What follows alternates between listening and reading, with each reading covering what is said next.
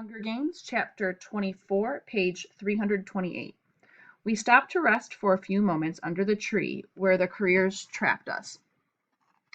We husk for the tracker jacker's nest, beaten to a pulp by the heavy rains, and dried in the burning sun, confirms the location. I touch it with the tips of my boot and it dissolves into dust that is quickly carried off by the breeze. I can't help looking in the tree where Rue secretly perched, waiting to save my life. Tracker jackers.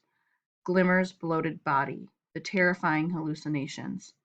Let's move on, I say, wanting to escape the darkness that surrounds this place. Ida doesn't object. Given our late start to the day, when we reach the plain, it's already early evening. There's no sign of Cato, no sign of anything except the gold cornucopia glowing in the slanting sun rays. Just in case Cato decided to pull a fox face on us, we circle the cornucopia to make sure it's empty. Then, obediently, as if following instructions, we cross the lake and fill our water containers. I frown at the shrinking sun. We don't want to fight him after dark. There's only one pair of glasses. PETA carefully squeezes drops of iodine into the water. Maybe that's what he's waiting for. What do you want to do? Go back to the cave? Either that or find a tree, but let's give him another half hour or so. Then we'll take cover, I answer. We sit by the lake in full sight. There's no point in hiding now. In the tree at the edge of the plain, I can see the mockingjays flitting about, bouncing melodies back and forth between them like brightly colored balls. I open my mouth and sing out Rue's four-note tune. I can feel them pause curiously at the sound of my voice, listening for more. I repeat the notes in the silence.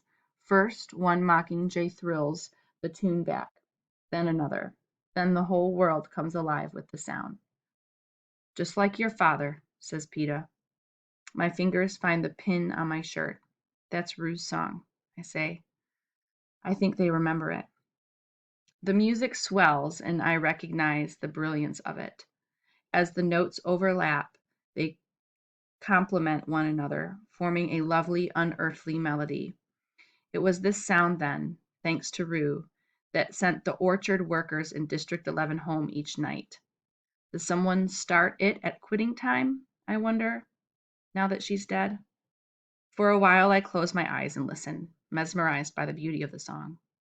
Then something begins to disrupt the music. Runs cut off in jagged, imperfect lines. Dissonant notes intersperse with the melody. The mockingjays' voices rise up in a shrieking cry of alarm. We're on our feet. PETA, wielding his knife, me, poised to shoot. When Cato smashes through the trees and bears down on us, he has no spear. In fact, his hands are empty. Yet he runs straight at us. My first arrow hits his chest and inexplicably falls aside. He's got some kind of body armor, shout to PETA. Just in time, too, because Cato is on us. I brace myself, but he rockets right past us with no attempt to check his speed.